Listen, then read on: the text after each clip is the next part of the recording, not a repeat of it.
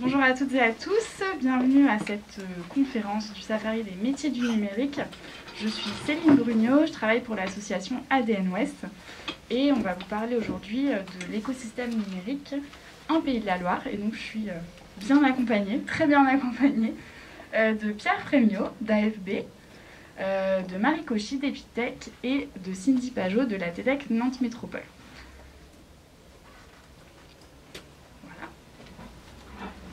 Est-ce que vous voulez vous présenter ou plus particulièrement? Alors, l'écosystème numérique, de quoi parle-t-on? Alors, vous êtes nombreux à être présents aujourd'hui. J'imagine que tout ça est parfois un petit peu nébuleux.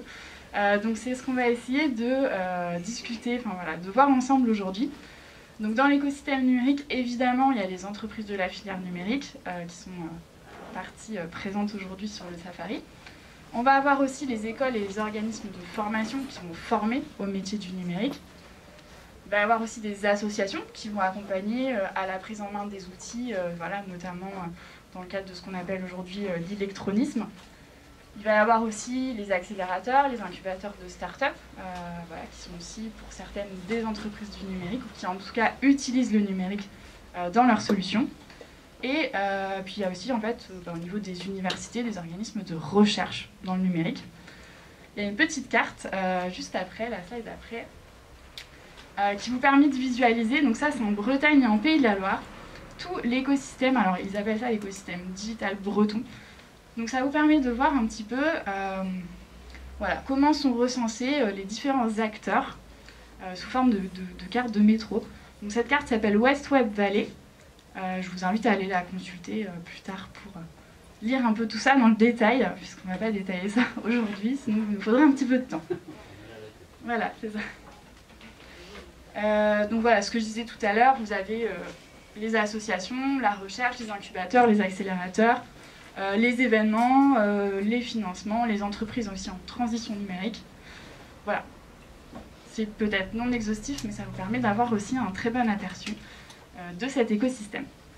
Ça y est après. Alors, si on zoome rapidement sur les entreprises, on estime en Pays de la Loire le nombre d'entreprises à 12 300 entreprises qui emploient des compétences dans le numérique. Donc, dans ces entreprises, on va les subdiviser en deux catégories d'entreprises. Les entreprises prestataires du numérique, donc qui vont offrir une prestation, dont le numérique est le cœur de métier. Donc il va y avoir par exemple les entreprises de services numériques, les ESN, pour les plus anciens d'entre nous, les SS2I, les éditeurs de logiciels, les agences, les cabinets de conseil, etc. Et il ne faut pas oublier non plus qu'il y a des entreprises qui utilisent le numérique au quotidien. Donc ces entreprises, on va les appeler les entreprises utilisatrices du numérique, et on estime qu'elles sont à peu près 11 000 à employer des compétences numériques. Donc ça va de la très petite entreprise à la multinationale. On va aussi parfois parler de donneurs d'ordre, par exemple dans le secteur de la banque, de l'agroalimentaire. Donc ne pas oublier que ces entreprises travaillent aussi quotidiennement avec des outils numériques et emploient des compétences dans le numérique. Donc ça fait à peu près, en Pays de la Loire, 103 500 personnes qui travailleraient dans le numérique. Donc ça, ce sont des estimations de l'Observatoire régional des compétences numériques, l'ORCN, sur les chiffres de 2020.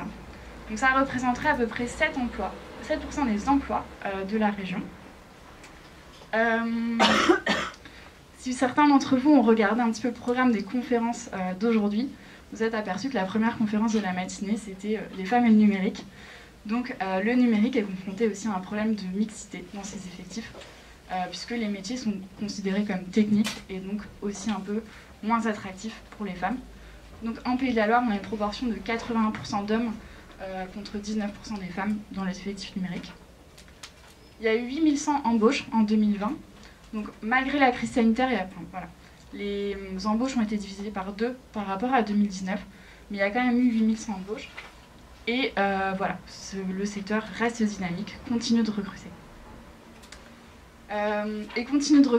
Et d'autant plus qu'une entreprise sur 2 déclare faire face à une pénurie de ressources. C'est-à-dire ne trouve pas suffisamment de profils à toujours des postes à pourvoir. Donc voilà un petit peu un panorama aujourd'hui de l'état actuel des entreprises en Pays de la Loire. Et je vais laisser la parole à Pierre qui va nous parler plus spécifiquement des entreprises accueillantes. Oui, les entreprises accueillantes, c'est une espèce de label qui a été créé par Nantes Métropole et plus particulièrement par RSE Nantes, qui a essayé de flécher un peu le parcours pour des gens qui étaient un peu éloignés de l'emploi ou plutôt de façon à favoriser l'inclusion et l'accès à l'emploi, lutter contre les discriminations, que ce soit au niveau de l'égalité des chances pour tous. Nous, on est une entreprise adaptée, par exemple, donc on favorise l'inclusion des personnes en situation de handicap dans le numérique. On accueille aussi beaucoup de stagiaires, hors période Covid, évidemment. Là, on a eu des contraintes un peu plus fortes que les autres, mais voilà, sinon, on les accueille avec grand plaisir. On fait beaucoup de périodes d'immersion, ce qu'on appelle les PMSMP avec Pôle emploi, à qui on a passé un accord pour que les gens qui ne connaissent pas ce milieu-là puissent venir découvrir nos entreprises et puissent voir un peu les métiers qu'il y a, parce que c'est vrai qu'on a toujours une vision du numérique un peu réductrice, je dirais, en disant oh là là, pour faire l'informatique, il faut une école d'ingénieur, il faut faire Bac+5. Alors que nous, aujourd'hui, on est capable de faire travailler des gens dans le numérique alors qu'ils n'ont aucune qualification. Mais c'est sûr que c'est des postes un peu différents qu'un ingénieur réseau, ça c'est clair et net. Mais pourtant, voilà, chacun son niveau, chacun sa place. Et c'est pour ça qu'on dit qu'on est accueillant. On accompagne aussi et on soutient les personnes qui sont éloignées de l'emploi. Il y a des gens chez nous qui, pour des raisons X ou Y, n'ont pas travaillé depuis très longtemps, et à qui il faut redonner une chance. Donc voilà, ça fait aussi partie de nos missions. Et puis, comment on fait? On essaie d'adapter le programme de formation aux capacités, au niveau des gens et bien évidemment aux objectifs qu'on souhaite qu'ils atteignent, de manière à pouvoir travailler chez nous. Puisque nous, notre métier, c'est le reconditionnement de matériel informatique et que la partie matérielle a souvent été oubliée un peu des cursus de formation, qu'aujourd'hui on parle de développement logiciel, on parle de voilà, aujourd'hui il faut être développeur, il faut être ingénieur, mais avant, pour faire tout ça, il faut un ordinateur. donc il faut pouvoir travailler avec, prolonger sa vie, le réparer et faire qu'il dure un peu plus longtemps pour diminuer son impact environnemental. Voilà, ça c'est la mission d'AFB.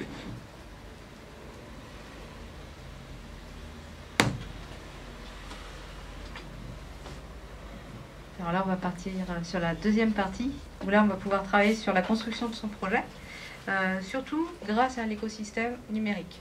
Donc, pour qui, vous qui êtes là, j'imagine que pour vous, l'écosystème numérique, ça reste flou. Vous pouvez lever la main et me dire, je ne comprends pas, je n'arrive pas à repérer. Écosystème numérique. Écosystème numérique. Quand on vous parle d'écosystème numérique, est-ce que ça vous évoque quelque chose ? Est-ce que vous connaissez au moins une personne ou deux qui travaillent dans le numérique, dans votre entourage? Personne. Oui. Bon, bah déjà, vous avez un réseau dans ce secteur-là. Donc en gros, écosystème, on parle aussi de réseau, de toutes les personnes qui agissent et qui œuvrent dans ce qu'on appelle la filière numérique ou le secteur numérique. Donc peut-être Marie, tu peux peut-être nous expliquer rapidement c'est quoi la différence aussi entre informatique et numérique. Parce qu'il y a des fois, il y a un peu cette distinction qui se fait. Et oui, là je te mets une question piège. Merci Cindy.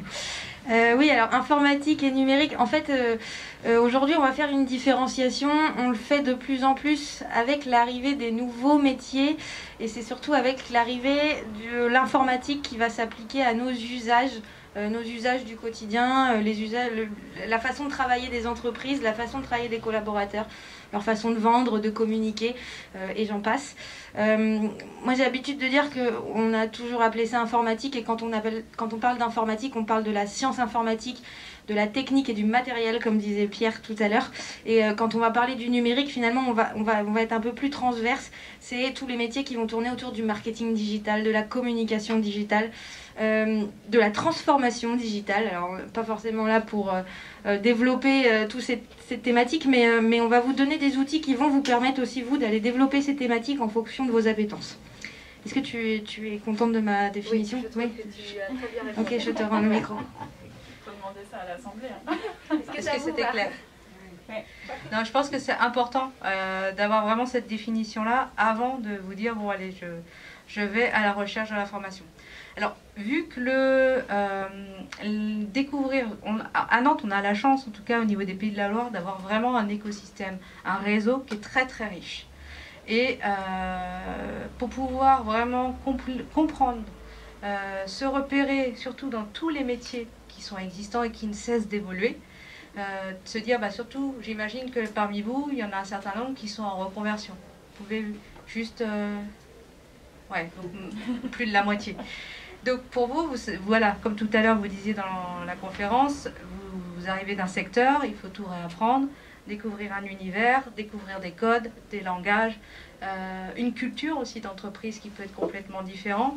Et pour ça, en fait, au niveau de la Maison de l'Emploi TEDx de Nantes Métropole, ADN Ouest le fait aussi, on est en copilotage ensemble là-dessus, on a mobilisé un certain nombre d'acteurs ensemble et on s'est dit, bah tiens, ce serait peut-être intéressant de vous proposer en fait un parcours qui vous permettra de comprendre et de connaître par étapes en fait tout cet univers-là, de vous immerger et de pouvoir aussi vous repérer et vous dire ok, ça c'est fait pour moi, ça c'est pas fait pour moi.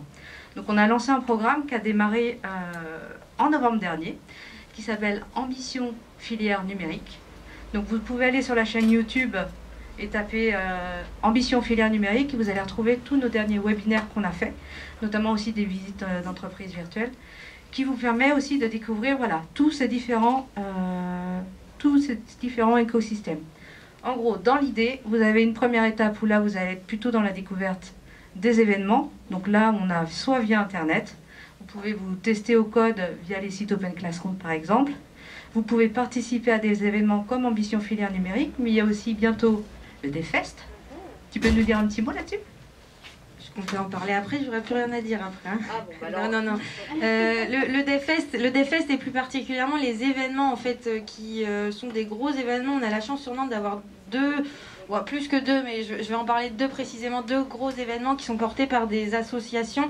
Le premier, le DevFest, qui est 2 jours d'événements pour les personnes qui font du développement informatique. Donc là, on se place du côté informatique pur et dur. Pour un projet en reconversion, ce qui peut être intéressant pour vous, c'est que ces événements type DevFest cherchent des bénévoles. Et d'ailleurs, j'en profite, au DevFest, on est toujours à la recherche de bénévoles et ça a lieu le 21 et 22 octobre à la Cité des Congrès. Ça vous permet d'être bénévole sur ce type d'événement, alors d'apporter forcément de l'aide, mais surtout de pouvoir rencontrer des personnes de l'écosystème, des entreprises, en étant immergé dans un événement. Et en fait, un événement type DevFest, et le deuxième, c'est le Web Today, qui est porté par la cantine numérique. Je pense qu'on a dû vous en parler ou vous avez dû en entendre parler, qui a lieu en juin. Ce type d'événement vous permet vraiment d'avoir une vision on va dire concrète et une vision exhaustive des entreprises qui sont présentes sur l'écosystème et qui représentent l'écosystème, parce que finalement c'est aussi ces entreprises, ces événements, les personnes qui les créent, les personnes qui participent, qui représentent l'écosystème. Donc n'hésitez pas à vous rapprocher des différents organisateurs, DevFest, Web Today, et de regarder éventuellement d'autres événements qui pourraient chercher par exemple des bénévoles, et ça peut vous faire une journée pour aller chercher du contact et rencontrer du monde en étant immergé dans un environnement totalement numérique. Alors on va avoir, quand tout à l'heure on vous parlait d'informatique et de numérique, le DevFest va vraiment être côté informatique. Là où le Web Today porté par la cantine, on va parler peut-être plus largement de numérique et de sujets plus transverses, tournés autour de la technologie et du digital. Merci. Vous avez aussi un certain nombre aussi d'informations collectives ou de présentations métiers qui sont sous forme en présentiel ou en webinaire. Vous pouvez aussi participer à des ateliers d'initiation au code ou à des ateliers plus pratiques comme je découvre les méthodes agiles. Donc un certain nombre, nous on en fait au niveau de la Maison de l'Emploi, mais je sais qu'un certain nombre d'acteurs, je pense à Rails Girl qui a lieu là ce week-end, Pareil, si vous avez besoin, si vous n'êtes pas complètement encore à l'aise avec l'outil informatique, vous avez aussi des espaces multimédia pour vous aider à utiliser l'outil. Et aussi, par exemple, il y a un événement comme TeachMe qui vous permet ce week-end de prendre en main vraiment soit votre smartphone ou soit votre ordinateur. Donc voilà, il existe un certain nombre d'actions comme ça qui sont développées. Donc surtout, cherchez, allez à la rencontre, voilà, allez vraiment trouver un peu, participer à ces animations. Je pense aussi au site Meetup, où pareil, vous allez pouvoir retrouver un certain nombre de rencontres qui sont proposées, qui soient gratuites ou payantes, ou Eventbrite. Voilà, cherchez, tapez numérique, Nantes, et vous allez découvrir pas mal d'actions qui sont proposées. Après, sur la partie formation, petite question. Oui? Non, pas de question. Tu m'as fait une blague? C'est ça? Oui. On pourra avoir ces diapos? Oui, on pourra vous les envoyer, ouais. La troisième étape, en fait, c'est de vous dire, voilà, je me prépare à la formation. Si vous n'êtes pas complètement acculturé à l'univers numérique, il existe des dispositifs comme Objectif Alternance, Fabrique ton parcours, qui est proposé par Chaudron, ou Prépa Tremplin, qui vous permet pendant 3 mois de vraiment vous préparer à découvrir l'écosystème, à développer votre CV, à reprendre confiance en vous, à retravailler sur tous vos outils de recherche d'emploi, et puis surtout à valider et confirmer votre projet professionnel, savoir vers quel métier j'ai envie d'aller. Et après, il y a un certain nombre de formations qui sont proposées, que ce soit avec différentes formules, soit des formules courtes ou des formules un peu plus longues par le biais de l'alternance. Pareil, ça, ce sera au fur et à mesure des animations où vous pourrez vraiment peaufiner, travailler et savoir qu'est-ce qui vous correspond à vous. Surtout si vous êtes accompagné aussi par un conseiller, il pourra vous aider aussi dans la levée de fonds pour pouvoir financer votre formation. Et puis après, une fois que ça s'est réussi, vous accédez à l'emploi. Donc peut-être là-dessus, tu peux nous faire un retour avec tes étudiants. Comment ça se passe pour l'accès à l'emploi? Quelles sont les différentes étapes auxquelles il faut penser? Oui, alors plus largement, plus que mes étudiants qui, eux, sont sur un parcours initial, on a chez Epitech une formation qui est dédiée à la reconversion professionnelle. Ils sont juste en bas si vous voulez aller les voir. Ça s'appelle la Web Academy. De manière générale, vous allez être en cours de formation après avoir bien défini votre projet professionnel. Et c'est là où faut... Ce que Cindy vous disait, c'est vrai que n'hésitez pas, dans le choix de votre organisme de formation, d'aller tous les voir et tous les rencontrer, de leur demander ce qu'ils proposent et de leur exposer votre parcours pour être sûr que vous allez dans la bonne direction avec eux. Une fois que vous êtes intégré dans un organisme de formation, effectivement, une part de notre métier et de notre responsabilité est de vous emmener jusqu'à l'emploi, parce qu'on ne vous forme pas pour que derrière, vous ne puissiez pas trouver d'emploi. On va vous intégrer dans un écosystème, l'écosystème numérique, mais l'écosystème de l'école, vous présenter des entreprises, mais le moment où vous êtes en formation, c'est aussi un moment pour aller au devant, rencontrer du monde. Vous allez rencontrer des intervenants, vous allez rencontrer des professionnels. Et c'est ces personnes-là aussi qui vont être les premiers rangs de votre réseau, de votre écosystème numérique. C'est ces personnes-là qui vont aussi avoir une bonne vision de votre formation et de ce que vous êtes capable de faire de votre profil, et qui vont être aussi capables de parler de vous. Parce qu'il y a quelque chose qui est très important dans notre écosystème. On a un écosystème ouvert et les gens se connaissent bien et les gens parlent beaucoup, et il y a beaucoup de ce qu'on appelle, c'est vrai, de la cooptation, mais tu cherches quelqu'un sur ce poste-là, j'ai un profil en tête que j'ai rencontré sur tel ou tel événement, bouge pas, je cherche les coordonnées, je te les renvoie, et puis peut-être qu'il y a une discussion à avoir. Voilà, de manière générale, ce qu'on conseille à tous les étudiants, et là on a une partie de nos étudiants qui sont venus cet après-midi aussi pour rencontrer les entreprises, parce qu'ils sont à la recherche d'un stage, d'une alternance, c'est vraiment d'aller au-devant des choses et d'aller rencontrer les gens. Je sais que parfois on peut se dire « Ah mais j'ose pas, je sais pas, je suis en formation, je suis pas formée ». Le numérique est dans une phase d'évangélisation depuis quelques années, il va continuer à l'être, et les professionnels du numérique se doivent d'apporter cette partie d'information et cette partie d'accompagnement. Et n'hésitez pas en tout cas à contacter des différentes structures. Je sais que moi, en tant qu'organisme de formation, je recrute des lycéens, mais quand j'ai quelqu'un au téléphone qui me parle d'une reconversion parce que il a vu Epitech Digital, il s'est dit alors c'est pas moi le bon contact, mais il y a plein de choses qui existent, et personnellement je sais qu'à chaque fois je prends un peu de temps pour expliquer ce qui est possible, et je sais que mes collègues et les autres organismes de formation et toutes les personnes qui travaillent dans cet écosystème le font aussi, donc il ne faut vraiment pas hésiter. Je te laisse la main sur le parcours candidat. Alors le parcours candidat, c'est exactement le résumé qu'on vient de vous faire, des différentes étapes auxquelles il faut que vous passiez pour pouvoir après réussir à accéder à ce fameux emploi de rêve. Parce que qui dit numérique dit aussi emploi passion, métier passion, et que c'est très important parce que ce sont des métiers qui évoluent très vite et ce sont des métiers où il faut tout le temps être curieux et aller à la recherche d'informations, s'auto-former, renouveler sa formation s'il y a besoin. Mais voilà, vraiment des métiers passion. Qui peut vous accompagner? Encore un énorme écosystème. Tu ne me contrediras pas. Donc, quand vous avez un statut de demandeur d'emploi ou de personne voilà, qui est en recherche d'emploi, donc la première personne, premier établissement à aller voir, c'est Pôle emploi. Après, si vous avez si vous avez entre 16 et 25 ans, ce sera la mission locale. Après, il y aura le PLI, donc Plan local d'insertion Pôle emploi, qui est une structure qui accompagne les plus de 26 ans, qui sont en recherche d'emploi depuis plus d'1 an et qui ne sont pas accompagnés par le RSA. Oui, c'est long. Il y a la Loire-Atlantique donc, qui s'occupe des personnes au RSA, APEC, ceux qui ont un statut de cadre. Et pour une personne qui a des spécificités, c'est possible de prendre contact avec l'ADAPI, AGFIP, Cap Emploi. Pareil, en fonction des personnes que vous contacterez, derrière, ils pourront vous orienter et affiner en fonction de votre profil à vous. Ensuite, sur un accompagnement qui sera plus le coup de pouce par rapport à l'accompagnement officiel, vous aurez toutes les structures qui sont là, Maison d'Emploi, PAM, Mosaïque RH, l'École de la Deuxième Chance, Chaudron.io, Adélis, la Cravate Solidaire, FAS et 45 ans et alors. Voilà, pour les personnes qui ont plus de 45 ans. Et puis après, pour les personnes qui sont salariées en reconversion, vous avez un super programme qui vient tout juste d'être vraiment retravaillé depuis 2 ans. C'est mon conseil en évolution professionnelle. Donc n'hésitez surtout pas, si vous avez des questions, à aller prendre contact, à vous informer et à voir si vous avez des possibilités ou pas de vous reconvertir, que ce soit financé et de pouvoir valider votre projet. Et si vous êtes encore lycéen ou étudiant, c'est le CRIJ. Donc, pour les ressources, je vais te passer la main.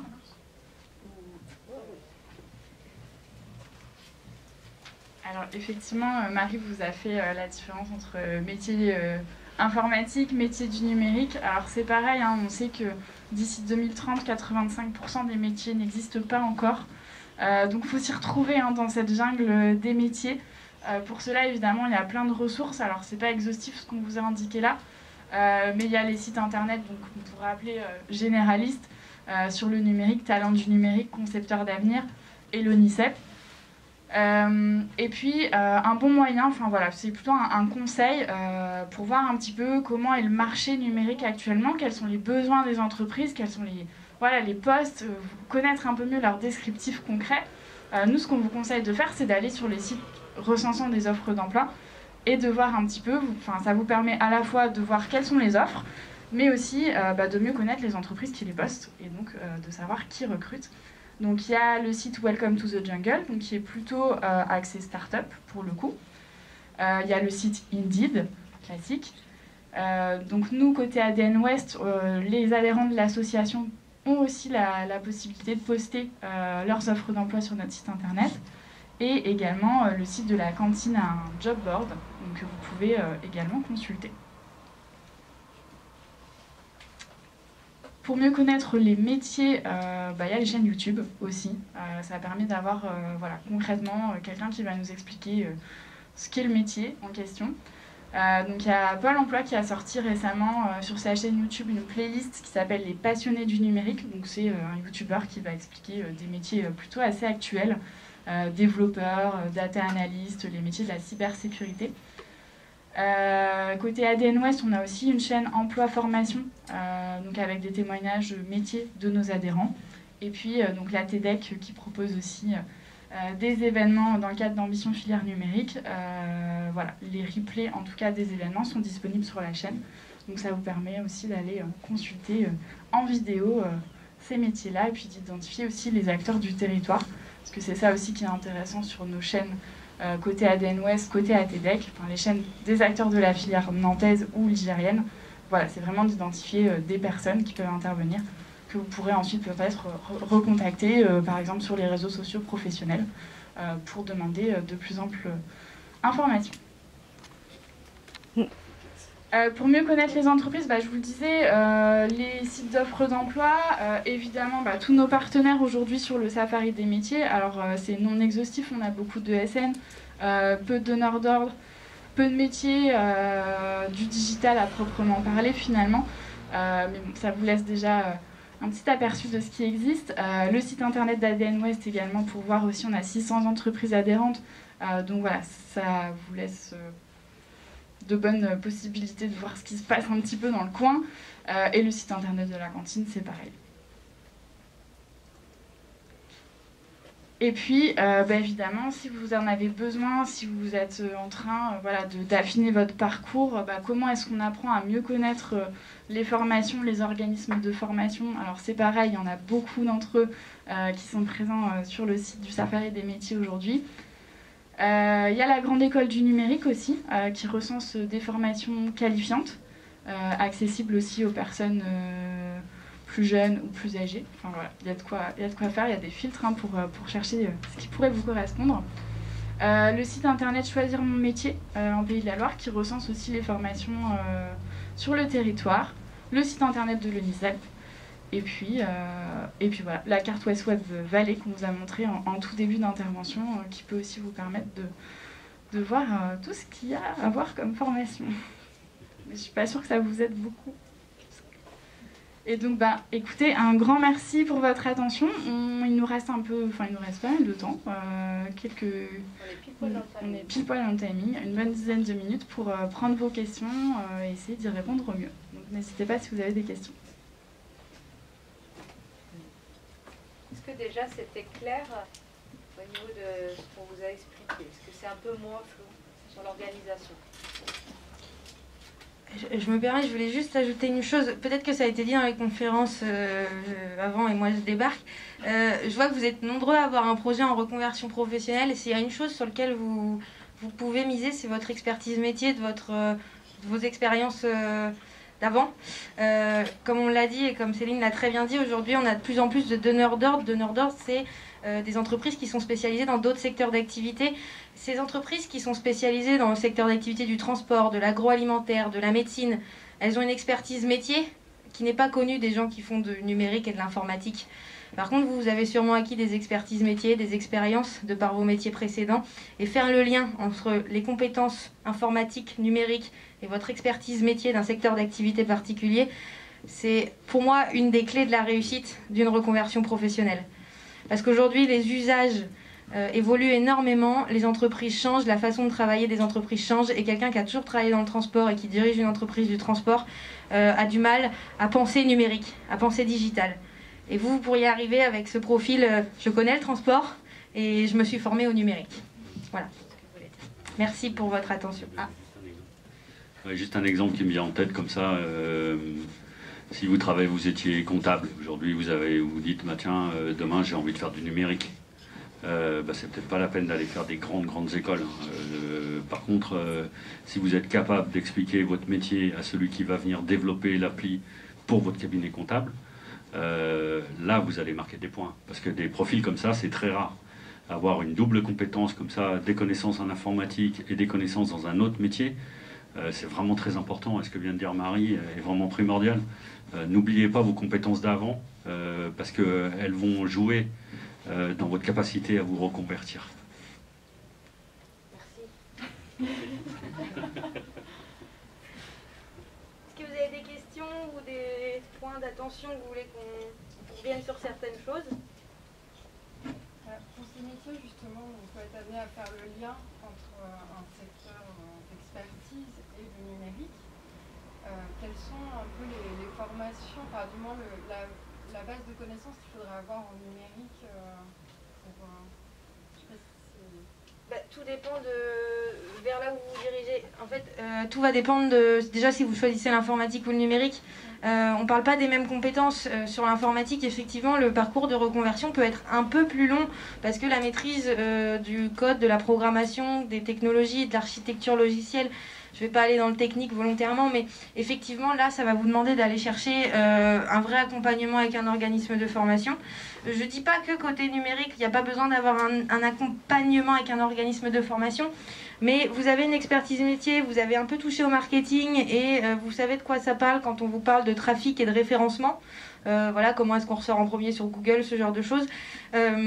Effectivement, ça peut valoir le coup de refaire un petit parcours de formation, Open Classroom, quelque chose d'assez court, et derrière d'aller démarcher des entreprises en disant voilà, aujourd'hui je ce double profil-là, mais partez aussi d'un prérequis, c'est de se dire que le digital, ça va très vite. Il faut avoir une bonne base de connaissances et bien jauger, on va dire, l'écart qu'il y a entre ce que vous êtes aujourd'hui et là où vous voulez aller. Mais ne vous dites pas que vous saurez tout à la sortie de la formation parce que tout évolue tellement vite. Le but, c'est d'acquérir cette culture sur des sujets spécifiques qui vous intéressent. Et c'est pour ça aussi bien creuser votre projet de reconversion pour essayer c'est toujours l'entonnoir. Bah oui, le numérique, l'informatique, ça m'intéresse, mais finalement, en fait, c'est finalement la branche du marketing digital associée à l'écologie, par exemple. Et donc d'aller de penser par entonnoir et d'essayer d'arriver à acquérir toutes ces compétences. Les entreprises ont tendance à former aussi beaucoup, de plus en plus, les collaborateurs. Donc n'ayez pas peur de dire, bah écoutez, je maîtrise une partie de ce sujet-là, mais effectivement, je ne vais pas jusqu'à l'expertise. Je serai complètement content d'être accompagné par vos équipes, voilà, par la formation, par l'entreprise, pour aller plus haut sur ce niveau-là. Et moi, je pense aussi, côté transfert de compétences, aux méthodologies de la gestion de projet. Il y a beaucoup de métiers aussi pour lesquels vous pouvez mettre à profit votre expertise métier, vous former sur des méthodologies et accompagner justement certains acteurs, je ne sais pas, à la mise en place d'un nouveau site internet, plutôt pour ce qui est partie agence, par exemple. Tu parlais de marketing, Marie, tout à l'heure. Voilà, on l'a vu beaucoup aujourd'hui en vous accueillant. Vous avez, beaucoup d'entre vous ont en tête le développement web. Il n'y a pas que ça. Et donc voilà, ça peut valoir le coup aussi de regarder du côté de l'administration des systèmes et réseaux, du côté des métiers plutôt du digital sur lesquels peut-être certaines compétences pourront être mises à profit. Il y a plein de choses. Est-ce qu'il y a d'autres questions, remarques ?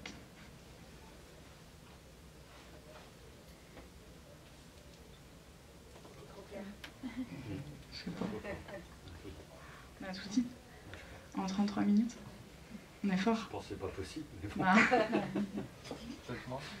Oui. Peut-être sur un point particulier qu'a évoqué monsieur de l'AFB, sur les périodes d'immersion que peuvent proposer les entreprises. C'est par Pôle emploi qui s'est favorisé, où certaines entreprises sont dans des systèmes qui permettent justement d'aller en entreprise et de voir ce que font vraiment les personnes au-delà des entretiens, des vidéos qu'on peut voir. Comment s'organiser une journée type, par exemple, c'est quelque chose qui est assez compliqué. Oui, alors, pour être clair, je sais que ça s'appelle une PMSMP. Tu peux m'aider? Ça veut dire? Vous aurez l'explication par Pôle emploi à la prochaine conférence. Ouais, voilà. C'est une période... C'est conventionné, vous dépendez de Pôle emploi, vous avez envie de découvrir un métier ou une entreprise. Vous pouvez demander à Pôle emploi de faire cette PMSMP, c'est une période de mise en situation professionnelle. Hein. C'est dans le milieu professionnel, voilà, il me manquait le M. Donc voilà, il y a des acronymes partout, on est désolé, mais bienvenue dans le monde de l'informatique. Et clairement, voilà, c'est quelque chose qui est complètement ouvert, ça ne change rien, vous passez juste une semaine et vous êtes toujours attaché à Pôle emploi, vous n'êtes pas attaché à l'entreprise. Et ça vous permet juste de découvrir des métiers. Et l'avantage, c'est qu'en une semaine, vous allez découvrir presque l'ensemble des métiers qui sont présents dans l'entreprise que vous visitez. Et ça, c'est plutôt intéressant quand on est en reconversion. D'accord. J'imagine que c'est à nous de chercher les entreprises.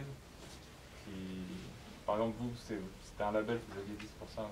Je ne sais pas si vous avez un partenariat spécifique qui favorise... Non, le label d'entreprise accueillante, c'est un label qui a été créé par RSE Nantes et qui est plutôt lié aux entreprises qui, oui, ont une politique entre guillemets, social un peu plus ouvert que les autres. Mais non, c'est pas du tout discriminant, on peut faire une PMSMP partout. Le mot important, c'est conventionné en fait.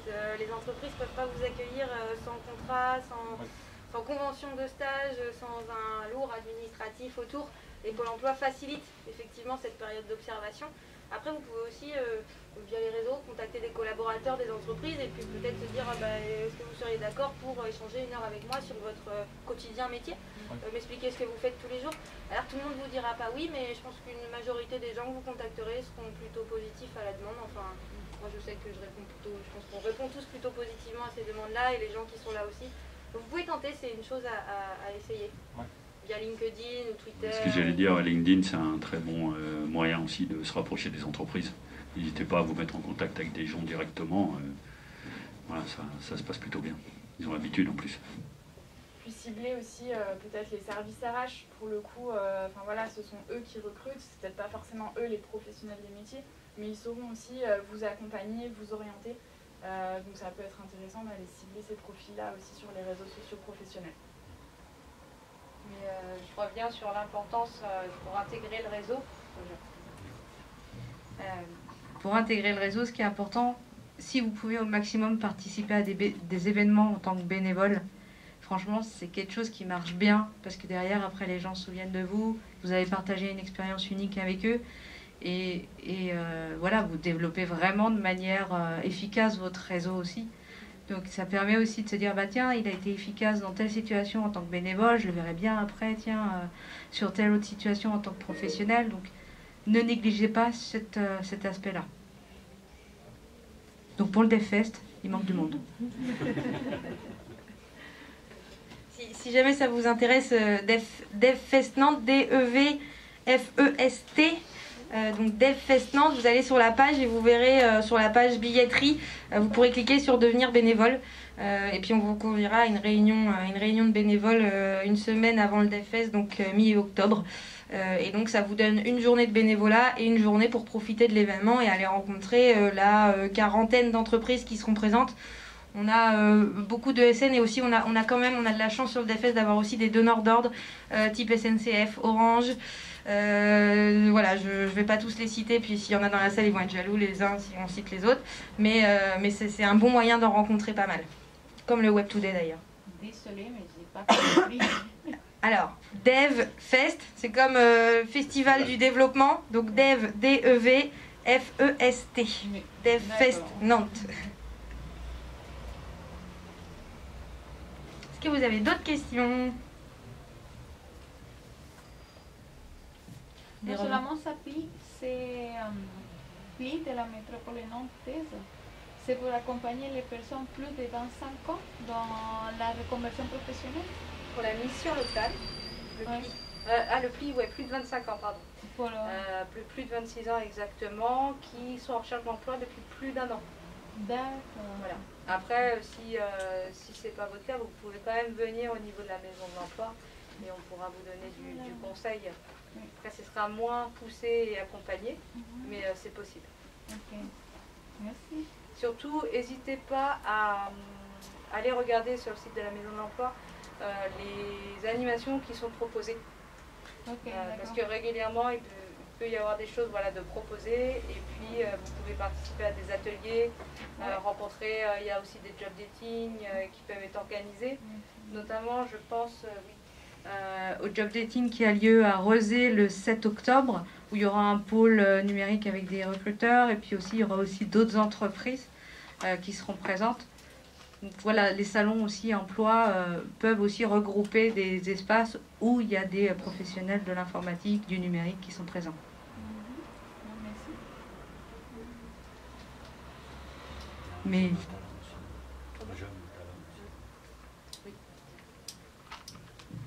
Oui, il y a une opération aussi en ce moment qui s'appelle Un jeune, un talent.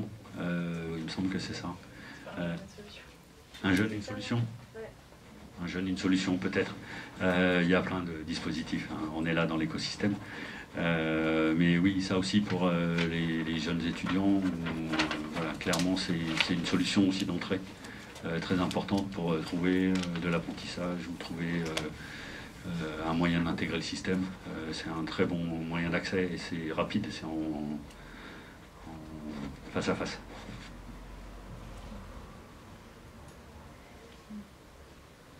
Il nous reste 5 minutes si vous voulez.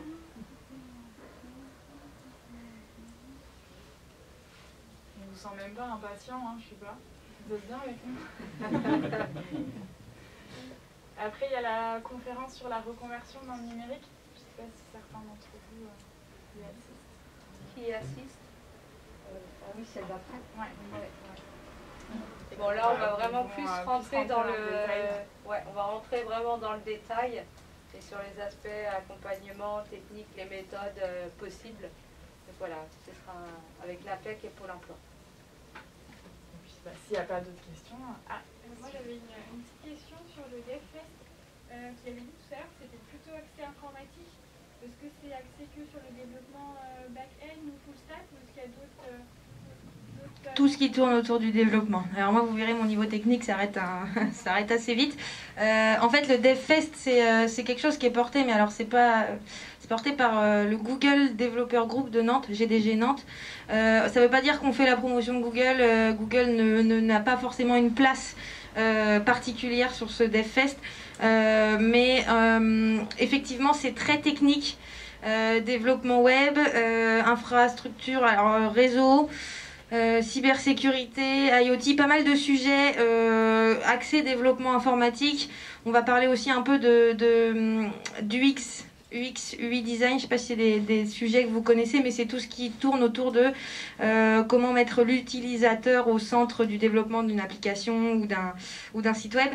En fait, si vous devez faire une différence sur le DevFest, effectivement, on va avoir beaucoup de grands speakers qui sont connus pour faire des prouesses techniques au sens développement informatique. Et là, oui, on va retrouver full stack, front, back, tout ce que vous voulez, logiciel. Le Web Today, qui a lieu en juin et qui est porté par la cantine numérique, qui a ses locaux ou qui va bientôt emménager dans le coin. Là, on est plus sur du digital et des choses un peu plus transverses. Technique aussi, mais certains événements un peu moins techniques. Sur le DevFest, on a qu'une petite partie des conférences qui sont découvertes et parfois même la découverte, elle est un peu trop technique. Mais c'est voulu, hein, c'est le positionnement de l'événement. Et c'est vrai que les deux sont assez complémentaires et donnent bien une vision assez large et transverse de tout ce qui existe. Mais c'est pas parce que vous maîtrisez pas forcément la partie technique qu'il faut surtout, ne vous empêchez pas de venir bénévole. Moi, je fais partie des organisateurs et comme vous pouvez le voir, mon niveau technique s'arrête là, quoi.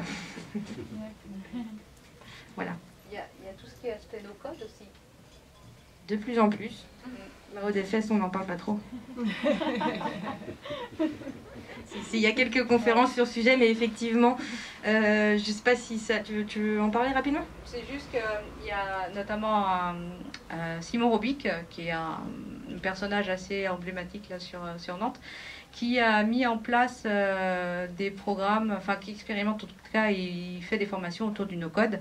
Et c'est vrai que si on a moins l'aspect un peu technique, mais tout ce qui va être développement de solutions, de services, grâce à des technologies no-code, c'est peut-être quelque chose aussi qui peut être utilisé. Moi, je sais qu'à titre personnel, vu que le codage, c'est pas forcément mon affaire, ça, c'est des solutions que j'utilise et qui sont, en tout cas dans mon secteur associatif, des outils qui sont pratiques et qui sont faciles d'accès. Et je sais qu'il existe des moments, ils ont organisé un événement il n'y a pas si longtemps que ça à la cantine numérique, où ils développaient des solutions en no-code pour des associations. Donc voilà, c'est d'autres pistes encore pour votre culture générale aussi, si vous êtes curieux, allez voir. Il y a un événement qui s'appelle le Digital Change. Qu'est-ce que c'est ça? Céline, Jean-Marie est pas là, donc... Jean-Marie est pas là. Sur le TPE-PME. C'est plutôt un événement qui est axé sur la transition numérique. Donc, ce qu'on appelle transition numérique, c'est ce qu'on vous disait tout à l'heure en fait. Finalement, on a des entreprises qui ne sont pas numériques de par leur métier, typiquement, historiquement peut-être les entreprises de transport. Et en fait, avec l'évolution des technologies, avec la mise en place, la structuration des systèmes d'information, l'utilisation de nouveaux outils, les entreprises vont de plus en plus utiliser des outils numériques. Et donc voilà, c'est là-dessus que va être axé Digital Change. sur la transition numérique. Plutôt des entreprises, ouais, exactement. Par contre, si je dis pas de bêtises, ils recherchent aussi des bénévoles pour l'événement. Il me semble qu'il sur les premières éditions. Alors c'est vrai qu'on ne sait plus trop qui recherche, qui fait un événement, qui fait quoi, qu'avec le Covid, voilà, on va pas refaire le dessin. Les choses ont un peu bougé, mais il me semble que sur leur édition qui est en janvier, ils recherchent aussi les bénévoles. Et ouais. Il y a des entreprises à rencontrer aussi. Et voilà, et l'axe transition numérique est aussi un axe intéressant à creuser si vous avez l'habitude de manipuler des logiciels métiers. On parlait de logiciels de comptabilité. Aujourd'hui, il y a aussi des entreprises qui proposent des postes sur l'implémentation de ce type de logiciel, du paramétrage en lien avec les besoins des entreprises qui vont les utiliser, que ce soit des outils de gestion des flux, de gestion des ressources humaines, de comptabilité, de gestion documentaire. Voilà, ça peut être aussi des pistes à creuser et sur lesquelles vous pouvez transférer des compétences et des connaissances. C'est la semaine prochaine en fait. Digital Change, semaine prochaine. Eh ben, on vous croit sur parole. Quand on a Web Today, c'est Digital Change qui apparaît. Est-ce qu'il y en a qui ont un projet d'entrepreneuriat, de création d'entreprise? Parce que bon, si un jour ça vous vient, il y a aussi des dispositifs d'accompagnement dans le secteur numérique aussi, qui sont proposés. Notamment, il y a l'incubateur, il y a aussi Maya Meter au niveau de la cantine, et puis aussi d'ADN. Vous avez un dispositif. Un accélérateur de start-up pour le coup, mais plus sur un niveau de maturité peut-être un peu plus élevé. Ouais. Donc ça, c'est l'étape 2. Ouais, si vous avez envie de développer un projet, vous avez besoin d'être accompagné. Les incubateurs de start-up peuvent être une bonne idée.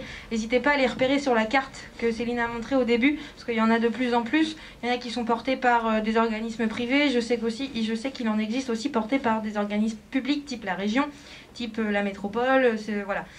Donc si vous avez des projets d'innovation, n'hésitez pas à aller voir ce type de structure. Je sais qu'on se dit toujours, je vais garder mon idée pour moi.